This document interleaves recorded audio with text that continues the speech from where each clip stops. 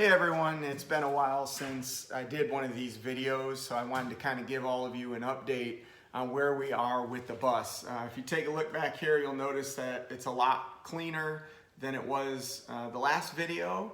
That's because all the trash is removed. Basically just have a few tools back there, actually a number of tools back there that we're using to continue to do the work on the inside. So this empty state is going to remain this way for a little while we continue to do different projects to prep the bus to start building in it. It's unfortunately not something that you can do quickly. This is a process. There's a lot of learning curve.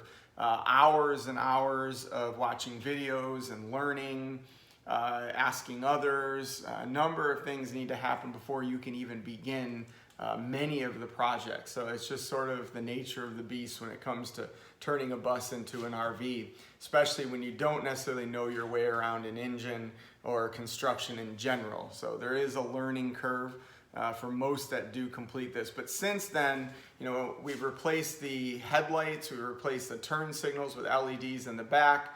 There was a sensor that went bad that was affecting the temp gauge. Finally figured out what that part was and replaced it. Some of the lift supports in the back engine compartment that hold the door open are on order. Several things were ordered to prep for some of the next stages. One of the big ones will be that we will probably cut a hole in the ceiling. I'm thinking somewhere right about in this section or this section here to put a roof vent fan in. And that will allow a lot of airflow while we're out on the road. And I will definitely be taking some footage and showing you guys that.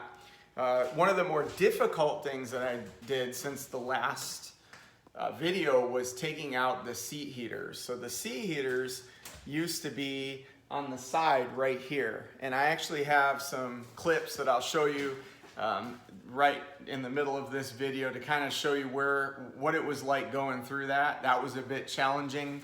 I'll admit there were certain times where I wouldn't even have wanted to take footage because I was frustrated. But essentially there were coolant hoses that ran from the engine all the way to the front heater, and those had to be cut out and removed, and about close to 5 gallons of antifreeze coolant leaked out from under the bus, and it's now sitting in a bucket and I have to dispose of it. So that was quite a heavy project, more to come on that. A few of the windows in the back, although they're not out now, and I will show more footage of how to clean those windows too, for those of you who are interested, but the caulk has to be removed, the old caulk around the window frame and the window itself, so that it can be reinserted into the slot and we can actually have a good seal there so rain doesn't leak in, because with the recent rains that we've had, there's been a lot of water getting into the bus through leaks and stuff like that, which is pretty normal for old buses. This is a 1998, so the bus is about 22 years old. It's normal enough for a bus in general to leak just because of the way they're made, but older ones even worse. So that's getting done as well. The rest of the floor has been removed. Garbage is taken to the dump. I know there's other things that I'm not really thinking of at the moment, but as I come up with them, and plus I have a video or two to show you after this to kind of catch you up on a couple struggle points that I had. But one of the things, you know, I always like to finish with a message to inspire.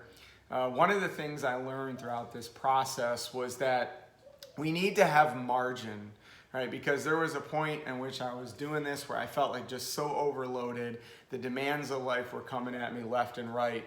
And so what I want to encourage all of you to do is when you find yourself in a place where, you know, you just feel overloaded, you don't know what to do next, sometimes the answer is just to pause and rest for a while. So I honestly just took the last week for the most part off. I didn't do a whole lot of work on the bus because I was busy spending time with family, resting, and just trying to recoup from feeling overloaded. You know, and so I think it's important that we take that time to rest. So I hope all of you are leading well, living a life of purpose, and honoring God with your life. You will see more videos from me soon. Have a great day.